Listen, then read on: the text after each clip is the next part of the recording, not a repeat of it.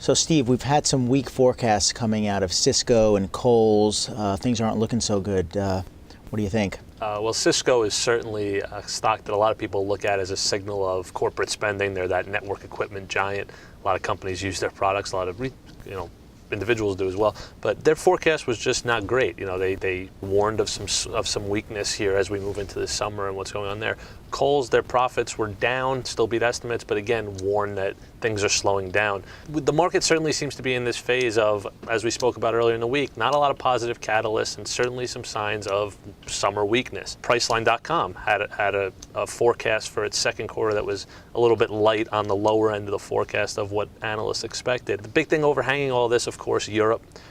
Greece and whether or not it's going to exit the euro, Spain and what they're going to do with their banking system. They took a 45% stake in Bankia this week, and there's speculation that they could go in and require banks to reserve more against losses, those kinds of things like we saw in this country in 2008. So certainly a lot of headwinds for the market, and the sell in May and go away folks were right a year ago, they were right 2 years ago. We'll see in a couple of months, but things certainly seem to be stacking up with more of a downside risk to this market than the likelihood of a big swing to the upside. But we have had some good news from the housing market. I guess everybody's looking for good news. It's spring home selling season. Fannie reported that it's not going to need any more cash from the federal government.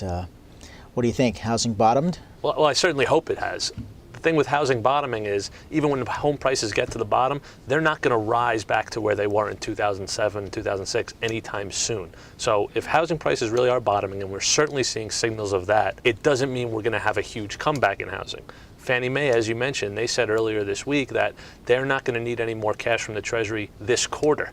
That doesn't mean that in a couple of months, if things turn south in the U.S. economy or there's pressure that they won't need more money in the future. And we have yet to hear from Freddie Mac, although they were actually in a little bit better shape than Fannie last quarter. So yes, definitely good signs in housing. It remains to be seen what we're going to get from the summer and the spring selling season, because as you mentioned, typically a good time of year, but we had such a mild winter in the Northeast this year and in many parts of the country that there's a concern that some of that demand may have been pulled forward. People may have actually gone out home shopping earlier than they would have if the weather wasn't so nice. So definitely reasons to maybe feel a little hope for the housing market, but I don't know if we want to wave the all clear flag just yet and expect a big rebound in pricing. If I wanted to speculate on home building or on housing recovering, do you have any recommendations? Well, the home builder stocks actually had a big rally at the end of last year, and they have kind of been hurt here since that rally sort of peaked and they've come down. So certainly an opportunity to look at some builders.